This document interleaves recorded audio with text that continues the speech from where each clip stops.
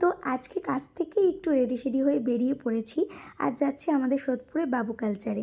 কেন জানো তো? কারণ আজকে আমার একটা দিদি কাম ফ্রেন্ডের আইবুড়ো ভাত, মানে আমরা সবাই মিলে দেবো, ফেব্রুয়ারিতে ওর বিয়ে।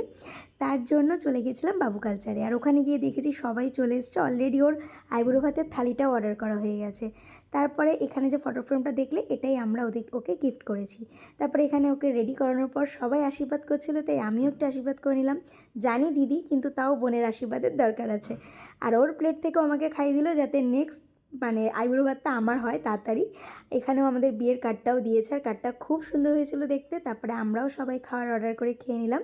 আর মোটামুটি বাবু কালচারের খাবারটা ভালোই, খারাপ না। তারপরে এখানে আমরা পান মশলা নিয়ে একটু কথোপকথন হচ্ছে। তারপরে ওর হাজব্যান্ড ওকে নিতে চলে এসছে, তো দাদার সঙ্গে আমাদের সবার পরিচয় করিয়ে দিচ্ছিল।